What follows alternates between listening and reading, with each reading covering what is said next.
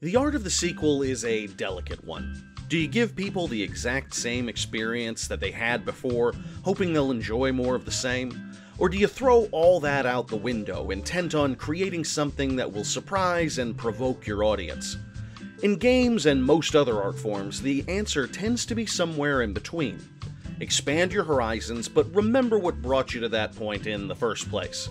In this sense, Mega Man 11 is a brilliant tightrope walk of the familiar, with just enough of the unexpected to challenge its players. When I saw this game was getting released, part of me wondered if the developers hadn't watched the reactions to Mighty No. 9 roll in and just thought, oh Jesus, we can't let this screw with people's modern perceptions of Mega Man, and just got to work. Mighty No. 9, while it was clearly cut from the same cloth as Mega Man, ended up being a nostalgic veneer over a mediocre game.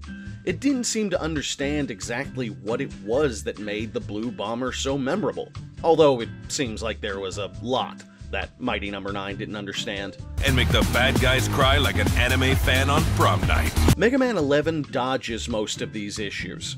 Developed by Capcom and released on October 2nd, Mega Man 11 appears to be something of a reboot, with a storyline that pays closer attention to the early relationship of Dr. Wily and Dr. Light, and the initial falling out that caused Wily to serve evil and Light to serve, well, light.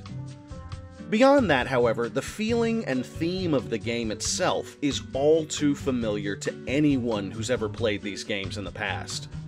You've got your 8 robot masters, your multi-part Wily castle, and an arsenal of unique weapons and upgrades.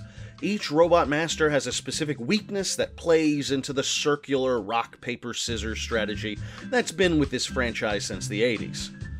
Overall, there's no way I could put it better than to say that this just feels like Mega Man.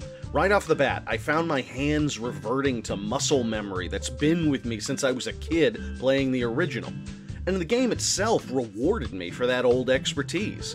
It's sort of fascinating, really, that a game this new can draw on identical reflexes that I haven't used in years. It feels good to slide and jump and dodge, and that makes the frustrations that go along with this platformer that much easier to tolerate. Because there are those familiar frustrations. It's by design, to be fair, and any old Mega Man gamer knows what I'm talking about here. Jump over a pit and a robot might fall from the sky to knock you into oblivion.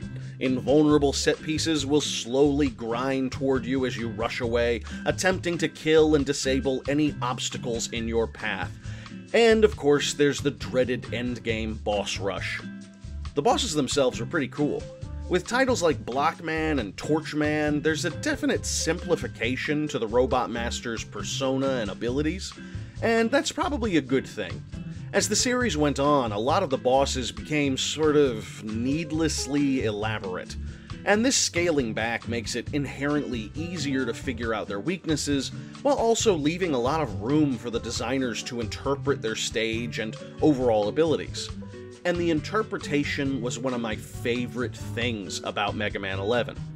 The levels are consistently creative and fun. Blockman could just be a guy who lives in a stone fortress or something, but instead we find ourselves exploring a Mayan-style temple.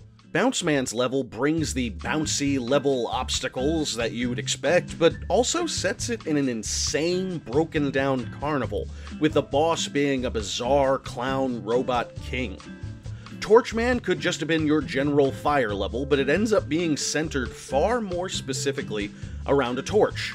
Like Boy Scout camping theme sort of torch. I love that level of creativity. It gave the levels a charm that makes a huge difference. The game itself isn't terribly long. It'll probably take most people 3 hours or so to beat it on one of the more forgiving difficulty levels.